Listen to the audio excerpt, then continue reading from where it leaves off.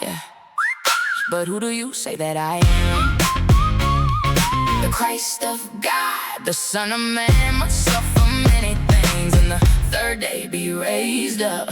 He called the 12 together and gave them power and authority over our demons and to cure diseases. He sent them out to preach God's kingdom and to heal the sick. He said to them, take nothing for your journey, no staffs, nor wallet, nor bread, nor money. Don't have 2 tunics each. Into whatever house you enter, stay there and depart from there. As many as don't receive you, when you depart from that city, shake off even the dust from your feet for a testimony against them. They departed and went throughout the villages, preaching the good news and healing everywhere. Now Herod the tetrarch heard of all that was done by him, and he was very perplexed, because it was said by some that John had risen from the dead, and by some that Elijah had appeared, and by others that one of the old prophets had risen again. Herod said, I beheaded John, but who is this about whom I hear such things? He sought to see him.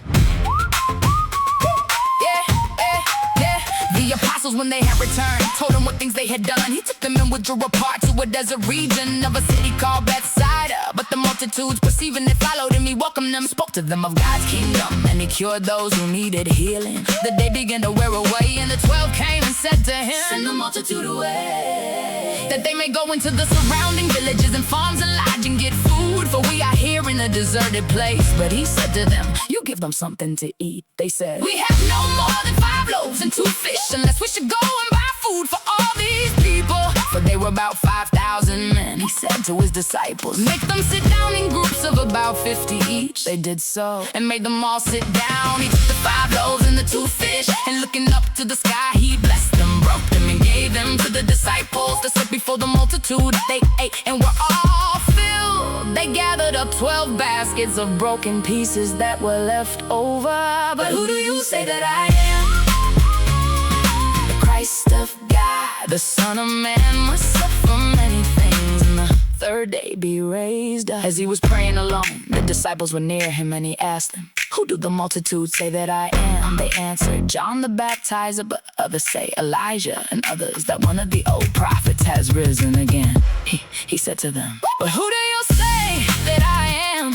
Peter answered, the Christ of God. But he warned them and commanded them to tell this to no one, saying, the Son of Man must suffer many things, and be rejected by the elders, chief priests, and scribes, and be killed, and the third day be raised up. He said to all, if anyone desires to come after me, let him deny himself, take up his cross, and follow me. For whoever desires to save his life will lose it, but whoever will lose his life for my sake will save it. For what does it profit a man if he gains the whole world and loses or forfeits his own self?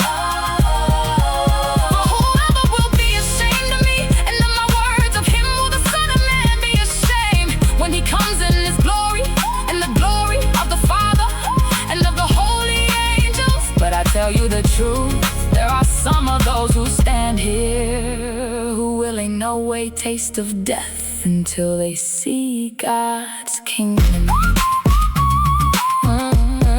But who do you say that I am? The Christ of God, the Son of Man, must suffer many things, and the third day be raised up.